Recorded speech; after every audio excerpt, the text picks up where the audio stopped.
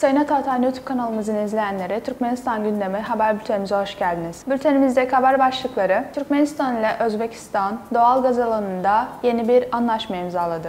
Irak, Türkmenistan'dan doğal gaz ithal edecek. Pakistan, Türkmenistan ile TAPİ konusunda anlaşma imzalayacak. İlk haberimiz: Türkmenistan ile Özbekistan doğal gaz alanında yeni bir anlaşma imzaladı. Türkmenistan ve Özbekistan, Türkmen doğal gazının Özbekistan'a tedarikine ilişkin yeni bir anlaşma yapılması konusunda anlaştılar. İlgili anlaşmaya Aşgabat'ta petrol gazdan sorumlu Türkmenistan Bakanlar Kurulu Başkan Yardımcısı Batır Amanov ile Özbekistan Enerji Bakanı Jurabek Mirzamahmudov tarafından yapılan toplantıda varıldı. Görüşmelerde taraflar enerji sektöründe işbirliğinin güçlendirildiğini belirttiler. Taraflar başta enerji sektörü olmak üzere daha önce çeşitli düzeylerde varılan anlaşmaların uygulanması konusunda görüş alışverişinde bulundu. Bu bağlamda bu yıl Türkmenistan, Tacikistan ve Özbekistan devlet başkanlarının üçlü zirvesinde belirlenen görevlerin yerine getirilmesine özel önem verildi.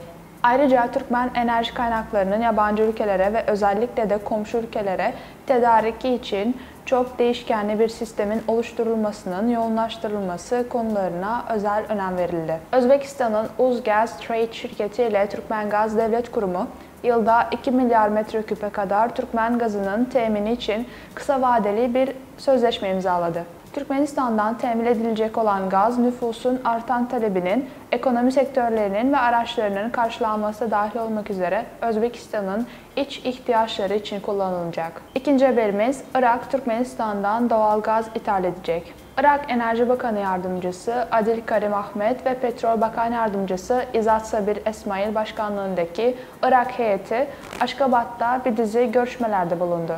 Irak heyeti, Türkmen Gaz Devlet Kurumu yetkilileri ile görüşmeler gerçekleştirdi. Toplantının amacı, Türkmen doğal gazının İran üzerinden takas planı kapsamında Irak tarafından satın alınması konusunda istişarelerde bulunmak oldu. Irak heyetinin de belirttiği gibi ülkenin hızla gelişen altyapısı nedeniyle Irak'ın Türkmen doğal gazına olan talebi artmakta. Irak, Türkmen Gaz Devlet Kurumu ile en az 5 yıllık uzun vadeli bir sözleşmeye dayalı olarak Türkmen doğal gazını ithal etmekte ilgilendiğini açıkladı. Türkmen Gaz Devlet Kurumu temsilcileri, Türkmen tarafının karşılıklı yarar sağlayan işbirliğine hazır olduklarını kaydetti. Ortaklık kurma yolunda ilk adım olarak iki tarafın, yani Türkmen Gaz Devlet Kuruluşu ve Irak Cumhuriyeti Enerji Bakanlığı arasında karşılıklı anlayış temelinde gaz alımına ilişkin bir mutabakat zaptı imzalanmasının önemli olacağı belirtildi. Toplantıda Türkmenistan'dan doğalgaz boru hattı aracılığıyla İran'a doğalgaz tedarikinin organizasyonuna ilişkin teknik, mali ve ticari konular ele alındı. Pakistan, Türkmenistan ile TAPİ konusunda anlaşma imzalayacak. Pakistan Enerji Bakanı Muhammed Ali, Türkmenistan Büyükelçisi Atacan Mevlamov ile görüştü.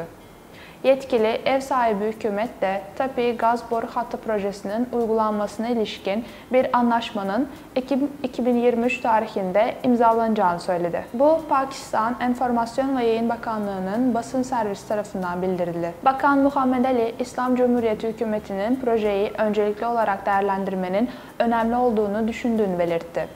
Türkmen gazının Pakistan ekonomisi için önemini vurguladı. Enerji Bakanı, projenin uygulanmasındaki ilerlemenin doğru yönde olduğunu ve meyve vereceğini de sözlerine ekledi. Taraflar, TAPİ çalışma grubuyla düzenli toplantılar yapılması konusunda anlaştılar. Haziran 2023 tarihinde Pakistan Başbakanı Mian Muhammed Shehbaz ile Türkmen Gaz Devlet Kurumu Başkanı Maksat Babayev, TAPİ projesinin hızlandırılmış uygulanmasına yönelik ortak bir plan imzaladı. Türkmenistan, Afganistan, Pakistan, Hindistan doğal gaz boru hattının toplam uzunluğu 1800 kilometre olacak.